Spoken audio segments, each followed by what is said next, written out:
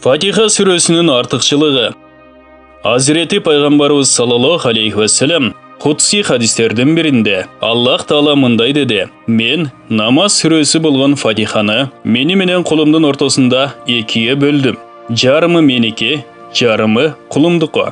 Kulumdun tilegeni öz akısı, al akısı sözsüz türde beriletdi." Bul Kutsi hadisти tömünküçe çeşmelegen. Kul namazga turup "Elhamdülillahi Rabbil alamin" Dаңаза бүткүл аламдын жападан жалгыз эси Аллахка гана таандык деген кезде Аллах Таала кулум мени даңктады дейт. Кул Ар-Рахмани-Рахим ал мейримдүү жана ырайымдуу деген кезде Аллах Таала кулум мени эскерди, мактады дейт. Кул Малики Йомиддин деп ал сурак күндүн кожоюну деген кезде Аллах Таала кулум мени даңазалап улуктады дейт.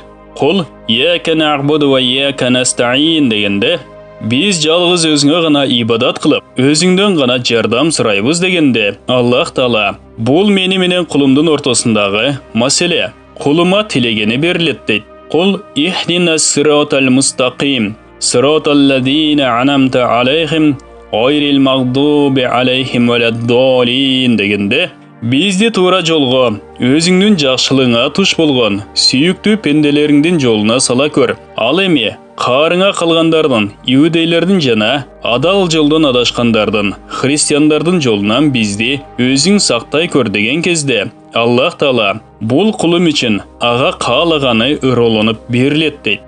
Фатиха сүресі терең сырлар, құтты дуалар қатылған, өзгөчө қасиетті сүрө. Фатиха сүресін жақшы түшінген адам намазын сөзсіз түрде чын ықластан оқойд. Анткени бұл сүрө Уммул китаб, башкача айтканда Ыйык Курандын энеси. Бул сүрөнүн Ыйык Курандын эң башынан орун алышынын өзүнчө сыры бар. Бул куттуу сүрө 7 аяттан турат. Бул сүрөнүн Уммул китаб, Аль-Асас, Аль-Вафия, Аль-Кафия, Аль-Ассабул Масани жана Аль-Канз деген да аттары бар. Бул сүрө намаздын ар бир рекетинде окулушу керек. Hazreti Peygamberimiz sallallahu aleyhi ve sellem bol mesele boyunca Fatiha сүресін оқыған адамдың намазы болбойт деген.